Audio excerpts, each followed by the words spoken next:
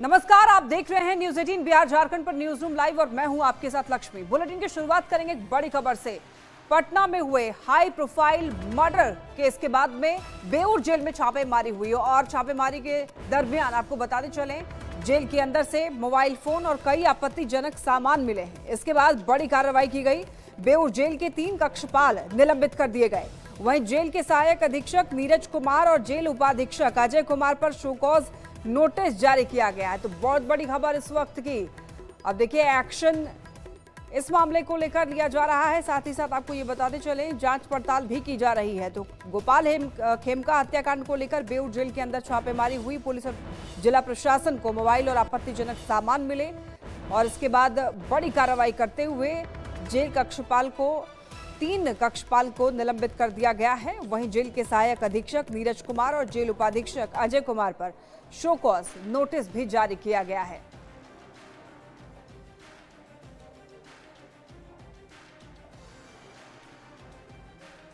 ज्यादा जानकारी के लिए न्यूज 18 संवाददाता संजय हमारे साथ जुड़ रहे हैं। संजय, गोपाल खेमका हत्याकांड के बाद बेऊर जेल में छापेमारी हुई। छापेमारी के दौरान क्या कुछ वहां से बरामद हुआ?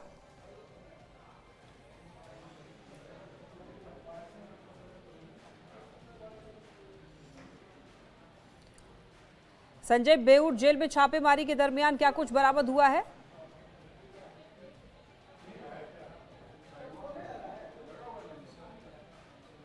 क्या आप तक आवाज पहुंच पा रही है संजय? फिलहाल संपर्क नहीं हो पा रहा है संजय से, लेकिन आपको ये जानकारी दे दें कि बेऊर जेल में छापेमारी हुई और वहां से कई आपत्तिजनक सामान बरामद हुए हैं। कई मोबाइल फोन्स भी बरामद हुए हैं। अब इसके बाद और भी शक के घेरे में है जेल प्रशासन। बेऊर जेल के 3 कक्षपाल निलंबित कर दिए हैं। इस मामले को लेकर जेल के सहायक अधीक्षक नीरज कुमार और जेल उपाधीक्षक अजय कुमार पर शोकॉज नोटिस जारी किया गया है। अब इसका जवाब देना पड़ेगा इन दोनों लोगों को कि आखिर जेल के अंदर मोबाइल फोन कैसे गए, कई आपत्तिजनक जो सामान बरामद हुए वहां तक कैसे पहुंचे। एक बार फिर से संपर्क करने की कोशिश कर रहे हैं संवाददाता संजय से। संजय, बेऊर जेल में छापेमारी हुई, कई सामान अंदर से बरामद हुए हैं, पूरी जानकारी दीजिए, क्या कुछ बरामदगी हुई है? जी बिल्कुल लक्ष्मी, देखिए गोपाल खेमका मर्डर केस में जो क्लू मिले थे पटना डिस्ट्रिक्ट एडमिनिस्ट्रेशन और पुलिस एडमिनिस्ट्रेशन को, उसके बाद कल शाम छापेमारी हुई थी और इस छापेमारी में जो अंदर से मोबाइल और डॉक्यूमेंट्स रिकवर किए गए, कई दूसरे आपत्तिजनक सामान मिले। इस मामले में बड़ी कार्रवाई की गई है। जेल आईजी के निर्देश पर यह कार्रवाई हुई है और जेल के अंदर जो कक्षपाल हैं अंतोष कुमार सिंह, आशीष कुमार और ओम कुमार गुप्ता, इनको तत्काल प्रभाव से निलंबित कर दिया गया है। इसके अलावा मामले की गंभीरता को देखते हुए जो जेल के अंदर कर्तव्य पथ पर उपस्थित दफा प्रभारी हैं गिरीश यादव और कक्षपाल हैं ये, इसके अलावा प्रतिबंधित सामग्री प्राप्त होने के बाद जो जेल के अंदर सेल है उसके वरीय प्रभारी सहायक हैं सहायक अधीक्षक नीरज कुमार रजक और इसके अलावा बेऊर जेल के जो उपाधीक्षक अजय कुमार, इन पर शोकॉज नोटिस जारी किया गया और उनसे स्पष्टीकरण मांगा गया। इस पूरे मामले में जेल आईजी ने स्पष्ट कर दिया है कि जेल के अंदर कोई भी प्रतिबंधित सामग्री मिलती है तो इस मामले में कठोर कार्रवाई की जाएगी। 3 कक्षपालों को निलंबित किया गया और 3 बड़े अधिकारियों के खिलाफ शोकॉज नोटिस जारी किया गया। इनसे जवाब मांगा गया है और अगर जवाब पर जेल आईजी संतुष्ट नहीं होते तो निश्चित तौर पर इनके खिलाफ भी बड़ी कार्रवाई की जाएगी। तो एक बड़ा मैसेज देने की कोशिश है और ये तार चुकी जुड़ा हुआ जो क्लू मिला है गोपाल खेमका मर्डर केस से, उसी को लेकर ये छापेमारी हुई थी और इसके बाद ये एक बड़ी कार्रवाई। लक्ष्मी, संजय, जेल के अंदर से क्या कुछ बरामद हुआ है? मोबाइल फोन्स बताए जा रहे हैं, कुछ आपत्तिजनक सामान भी मिले हैं, क्या कुछ मिले हैं? जी 3 मोबाइल मिला है। इसके अलावा जो डॉक्यूमेंट्स है, कई डॉक्यूमेंट्स मिले हैं और कई दूसरी चीजें मिले हैं जिसका खुलासा पटना पुलिस ने नहीं किया है। लेकिन निश्चित तौर पर जो ये सामान मिले, अब जेल के अंदर मोबाइल कहाँ से चला जाता है और जब ये छापेमारी होती है तो जेल के अंदर इंटरनल जब छापेमारी होती है तो ये सामान नहीं मिलता। लेकिन देखिए जब आईजी और कमिश्नर दोनों पहुंच गए और जब छापेमारी हुई तो जेल के अंदर से मोबाइल मिल रहा, तो ये कई सवाल खड़े करता है, कैसे जेल के अंदर मोबाइल पहुंचता है। और सबसे बड़ी बात जो ये क्लू मिले हैं कि जेल के अंदर से अपराध को लेकर साजिश रची जा रही है, तो ये साजिश कैसे रची जा रही है? इन्हीं मोबाइल फोन के माध्यम से। तो एक बड़ा क्लू और एक बड़ी जानकारी निकल कर सामने आई है। देखना होगा इस मामले में गोपाल खेमका मर्डर केस में क्या मदद मिलती है, लेकिन जेल के अंदर मोबाइल मिलना अपने आप में बहुत बड़ा सवाल खड़ा करता है। जो आप बता रहे हैं कि डॉक्यूमेंट्स मिले हैं, डॉक्यूमेंट के बारे में पुलिस अभी खुलासा नहीं करे। 3 मोबाइल नंबर लिखे हुए मिले हैं एक डायरी पर ये मोबाइल नंबर किसके, खुद कमिश्नर जो है पटना के डॉक्टर चंद्रशेखर सिंह, उन्होंने खुलासा किया था कि ये डायरी है जिसमें 3 मोबाइल नंबर लिखे हुए मिले, किन लोगों के ये नंबर है, क्या इसका मकसद है डायरी का मिलना, तमाम ऐसी बातें हैं जिनकी छानबीन अभी चल रही है। देखना होगा क्या कुछ निकल कर सामने आती है बात, लेकिन तत्काल एक बड़ी कार्रवाई बेऊर जेल के अधिकारियों और कक्षपालों के खिलाफ। जी लक्ष्मी। और जिनके पास से मोबाइल फोन्स मिले हैं संजय, क्या उनका किसी प्रकार का भी कनेक्शन जो है वो थोड़ा बहुत भी मिलता हुआ सामने आया है गोपाल खेमका से या फिर खेमका परिवार से? देखिए अभी डिस्क्लोज नहीं किया गया है क्या क्लू मिले हैं और क्या पूछताछ की गई है, किस आधार पर ये जांच जो है आगे बढ़ रही है, इस बारे में अभी आधिकारिक तौर पे बयान नहीं दिया गया है। देखना होगा आज अधिकारी जो है इस मामले में क्या कुछ बोलते हैं, लेकिन जिनके पास से मोबाइल मिली है उनके अगेंस्ट में बेऊर थाने में FIR जरूर दर्ज किया गया है, जो बेऊर जेल के अंदर बंद कर दी है। जी ठीक है संजय, बहुत धन्यवाद आपका इन तमाम जानकारियों के लिए।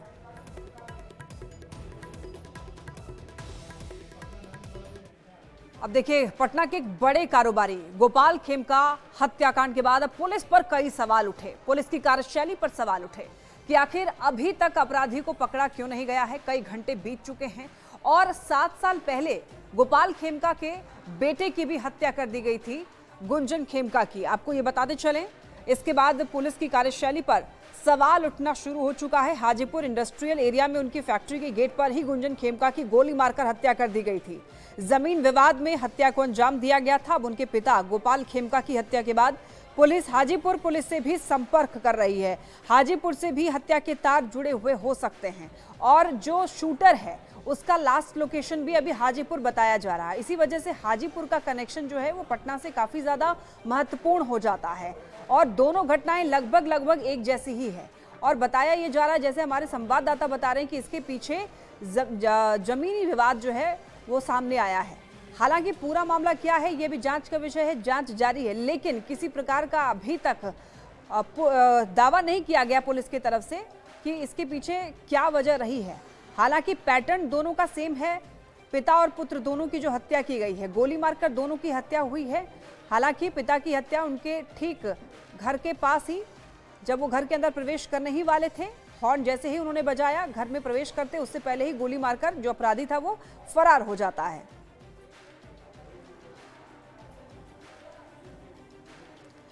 तो देखिए, पटना का हाई प्रोफाइल गोपाल खेमका हत्याकांड में कई घंटे के बाद भी पुलिस के हाथ अभी तक खाली हैं। जमीन, बेटा हत्याकांड, जेल कनेक्शन समेत सभी बिंदुओं पर अब जो पुलिस है वो छानबीन कर रही है, जांच पड़ताल कर रही है। तकनीकी और वैज्ञानिक साक्ष्य के विश्लेषण और जांच के आधार पर पुलिस ने महत्वपूर्ण सुराग मिलने का भी दावा किया है। और आपको ये भी बता दें कि शूटर का आखिरी लोकेशन हाजीपुर में मिला है। पटना पुलिस की SIT ने हाजीपुर थाने से गोपाल खेमका के बेटे की हत्या को लेकर कई अहम जानकारी हासिल की है। हत्याकांड के तार पटना के बेऊर जेल से जुड़ने के बाद कुख्यात अपराधी अजय वर्मा से भी पुलिस ने पूछताछ की है। और देखिए, पटना के गांधी मैदान थाने में गोपाल खेमका के डॉक्टर बेटे के बयान पर अज्ञात लोगों के खिलाफ पुलिस ने केस दर्ज कर लिया है। और आपको ये भी बताते चलें कि गोपाल खेमका का आज अंतिम संस्कार होगा। बेटी के लंदन से लौटने के बाद गुलाबी घाट पर अंतिम संस्कार किया जाएगा।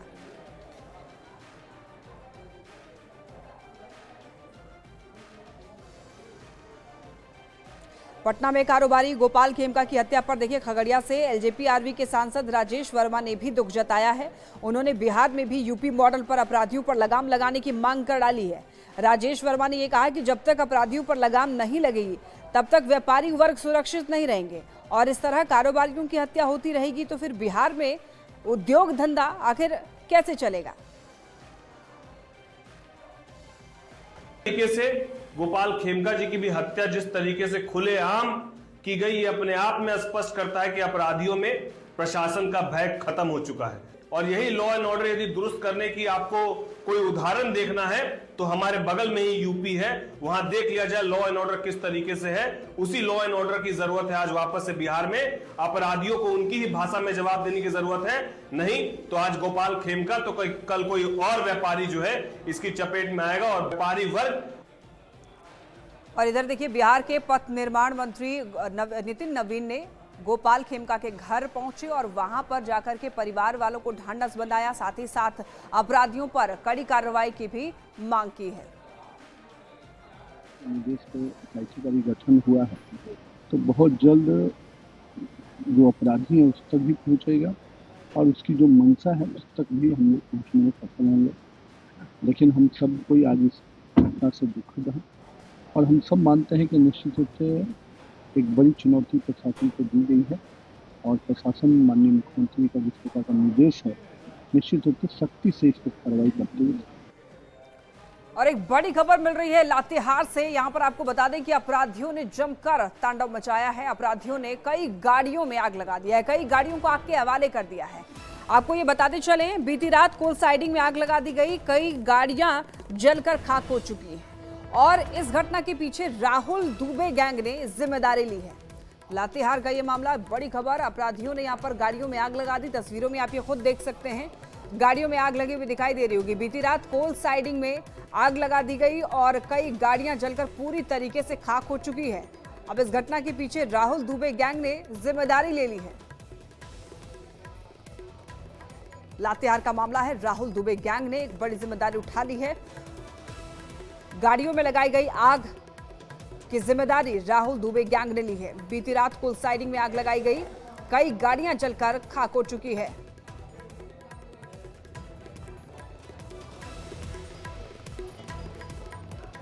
तस्वीरें आप ये देख सकते हैं, ये तस्वीरें कितनी ज्यादा भयावह दिख रही है। गाड़ियों में लगी हुई आग, यहाँ पर ये आग की भयावह तस्वीरें आप खुद देख सकते हैं कि अपराधियों ने किस तरीके से तांडव मचाया है।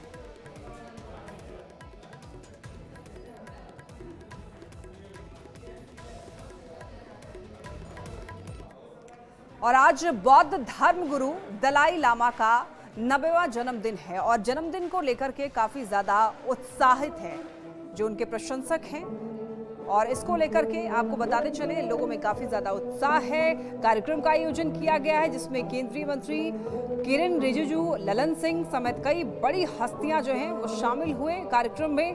साथ ही आपको बता दें कि मैक्लोडगंज में आज दलाई लामा के दर्शन के लिए भी भारी भीड़ उमड़ी हुई है।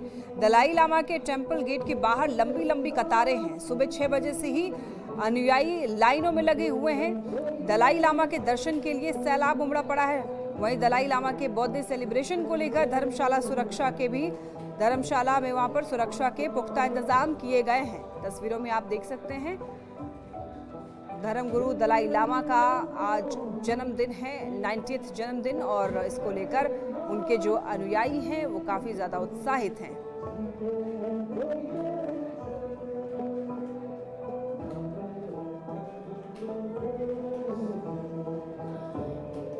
राज्य के बोधगया में तिब्बती और भारतीय प्राचीन ज्ञान के विचारों के संगम को बढ़ावा देने वाला एक केंद्र बन रहा है।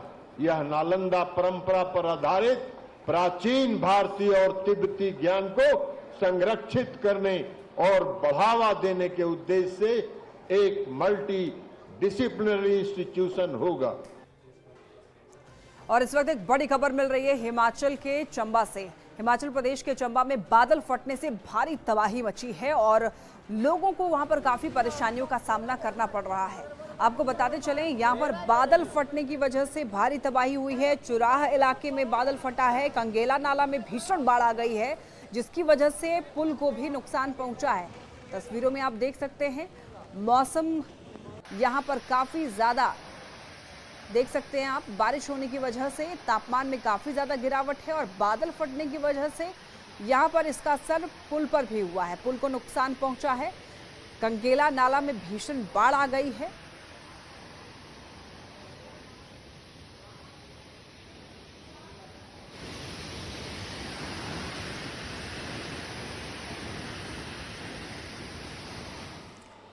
अमेरिका के टेक्सास में देखिए बाढ़ की वजह से काफ़ी ज़्यादा लोगों को परेशानियां हो रही हैं। बताया जा रहा है कि लगभग 50 से प्लस लोगों की मौत हो गई है और कई लोग लापता हैं।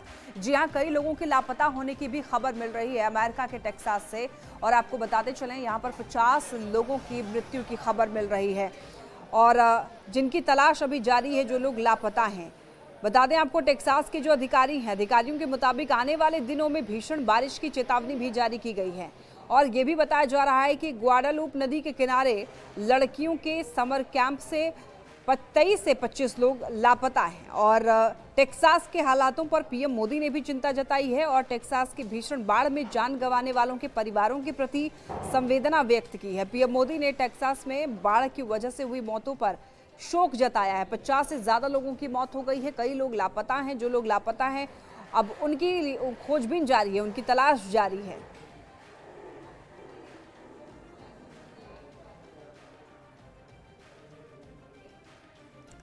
अब देखिए, कैमूर में हो रही लगातार बारिश की वजह से वहां पर प्राकृतिक सुंदरता काफी ज्यादा देखने को मिल रही है और इसी वजह से वो आकर्षण का केंद्र बना हुआ है। लोग वहां पर पहुंच रहे हैं। आपको बताते चलें, लगातार हो रही बारिश के बाद कैमूर की जो पहाड़ियां हैं अपनी प्राकृतिक सुंदरता, झरनों और वन्य जीवन के कारण पर्यटकों को आकर्षित कर रही हैं। बारिश होने से पहाड़ आकर्षक दिखने में लग रही है। पहाड़ों में बहने वहाँ पर झरने जो हैं वो बहने लगे हैं और ये अद्भुत नज़ारा, ये सुंदर नज़ारा, प्रकृति का नज़ारा जो है वो देखने के लिए लोग रुक रुक कर वहाँ पर नज़ारा देख रहे हैं, कैमरे में कैद कर रहे हैं, सेल्फी ले रहे हैं।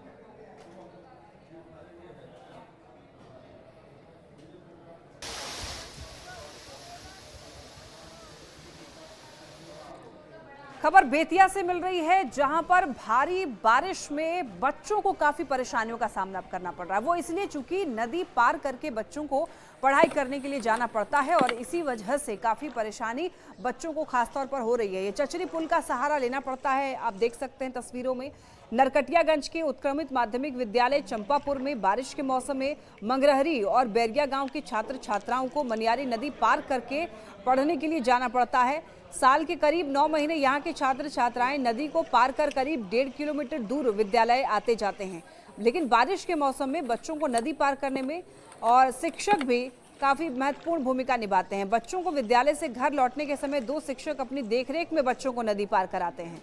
ग्रामीणों का कहना है कि आज तक बैरिया के पास मनियारी नदी पर पुल का निर्माण नहीं हुआ है और पुल नहीं बनने की वजह से बच्चों को स्कूल आने जाने में काफी परेशानी होती है। साथ ही साथ गाँव के किसानों को भी नदी के दूसरी तरफ खेती करने में काफ़ी ज़्यादा दिक्कतों का सामना करना पड़ता है। घर से हैं और हम लोग 5 किलोमीटर दूरी से आते हैं और हम लोग डेली स्कूल नदी पार करके जाते हैं लोग और डर रहता है कि कहीं डूब ना जाए इसमें, लेकिन हमारे सब लोग हमारा सपोर्ट करते हैं। डेली जाते हैं स्कूल और कभी ढेर कभी पानी होता है, कभी कम पानी होता है और ज़्यादा ढेर होता है पानी तो हम लोग को बहुत दूरी से आना पड़ता है और कम होता है तो इसी पैर चल जाते हैं। बच्चे लोग को जब बारिश होती है या बाढ़ के पानी जब आ जाता है तो लोग को आने जाने में दिक्कत असुविधा होती है। लोग हम सरकार से चाहेंगे कि लोग सुविधाओं को सुविधा किया जाए, पुल इस पर बना दिया जाए। इससे पहले हम लोग चंदा इकट्ठा कर एक चचरी का पुल बनवाए थे, लेकिन बाढ़ के पानी आने के कारण चचरी का पुल टूट गया। आपने बंदर तो कई बार देखे होंगे, लेकिन क्या आपने कमांडो मंकी देखी है? यकीनन नहीं देखी होगी, लेकिन छत्तीसगढ़ के कांकेर में जंगलवार कॉलेज में जहां पर जवान जो हैं वो कमांडो की ट्रेनिंग करते हैं, वहां पर कुछ बंदर आकर के भी ठीक वैसी ही ट्रेनिंग लेते हैं जैसे कि जवान लेते हैं। अपना टास्क वो पूरा करते हैं। तो किस तरीके से वो ट्रेनिंग लेते हैं आप इस रिपोर्ट में देखिए। चलते रहो। Advance, next commando advance. बंदर तो उछल कूद करते ही हैं, लेकिन ये कोई बंदर वाली आम उछल कूद नहीं है। रस्सी पर ये सधी हुई चाल देखिए। ये आत्मविश्वास यूं ही नहीं आया, कड़ी कमांडो ट्रेनिंग से आया है कॉन्फिडेंस। कांकेर के जंगल वॉर कॉलेज में बंदरों को मिली है ये कमांडो ट्रेनिंग। इस कॉलेज में कमांडो ट्रेनिंग के लिए देश भर से जवान पहुंचते हैं। रोजाना जवानों को ट्रेनिंग करता देख अब बंदर भी जवानों की नकल उतारने लगे हैं। जवानों की तरह ही बंदर दौड़ते हैं, रस्सी पर चढ़ते उतरते हैं। यही नहीं, ट्रेनर की आवाज सुनकर उसके इशारे पर बिल्कुल जवानों की तरह दौड़ लगाते हैं। देखिए कैसे ये जवान ट्रेनर के हर कमांड को फॉलो कर रहे हैं। बहुत बढ़िया, चलते रहो चलते रहो चलते रहो चलते रहो। Advance advance. ट्रेनर जब एडवांस बोलता है तो ये बंदर आगे बढ़ते हैं। जब डाउन बोला जाता है तो एक बंदर रुक जाता है और उसके पीछे से आ रहा बंदर रस्सी पर कूद के आगे बढ़ता है। जब नेक्स्ट कमांड बोला जाता है तो अगला बंदर आगे बढ़ता है। इन बंदरों में असली कमांडोज की तरह ही अनुशासन है। ये वीडियोस जवानों ने खुद बनाया है। इस कॉलेज में नक्सलियों के खिलाफ लड़ाई लड़ने वाले जवानों के साथ साथ देश के अलग अलग हिस्सों से जवान आकर कमांडो की ट्रेनिंग करते हैं। कॉलेज के कैंपस में काफी संख्या में बंदर आते जाते रहते हैं।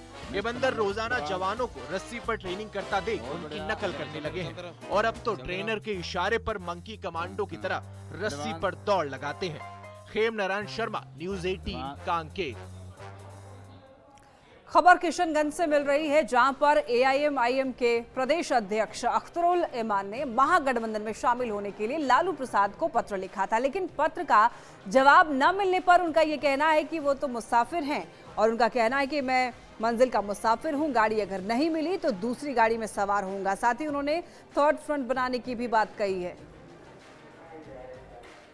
मंजिल का मुसाफिर हूं, अगर आगे वाली गाड़ी मुझको नहीं मिलेगी तो पीछे वाली गाड़ी में मुझको सवार होना पड़ेगा। थोड़े कि मैं बैठ के रह जाऊंगा, मंजिल में नहीं जाऊंगा। पिछली बार भी हम लोगों ने प्रयास किया था और ये मैं उचित प्रयास इसलिए समझ रहा हूं कि बिहार के हित में, बिहार के सौहार्द को बचाए रखने के लिए, बिहार में सांप्रदायिक शक्तियों को कमजोर बनाने के लिए, कमजोर करने के लिए वो जरूरी है कि बिखरे हुए वोटों को, सेकुलर वोटों को एकजुट किया जाए। अगर ये चिंतित नहीं है, इसमें समझदारी नहीं है, अगर महागठबंधन के लोग नहीं समझते हैं तो मेरा थर्ड ऑप्शन, थर्ड फ्रंट हमारा बनेगा। हिंदुस्तानी आवाम मोर्चा के संरक्षक और केंद्रीय मंत्री जीतन राम मांझी ने बिहार के राज्यपाल मोहम्मद आरिफ खान से मुलाकात की है और उन्होंने यहाँ पर जो दलित समुदाय के लोग हैं उनकी शिक्षा को लेकर के बात की है राज्यपाल से।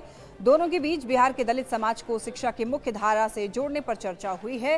केंद्रीय मंत्री ने कहा है कि MSME मंत्रालय इस दिशा में राजभवन के साथ मिलकर कार्य करने के लिए तैयार है और मांझी ने यूनिवर्सिटी के सीनियर सीनेट मेंबर के तौर पर दलितों को प्रतिनिधित्व देने की मांग की है। साथ ही उन्होंने यूनिवर्सिटी में रजिस्ट्रार और परीक्षा नियंत्रक की नियुक्ति प्रक्रिया को पारदर्शी बनाने के लिए राज्यपाल का आभार भी जताया है।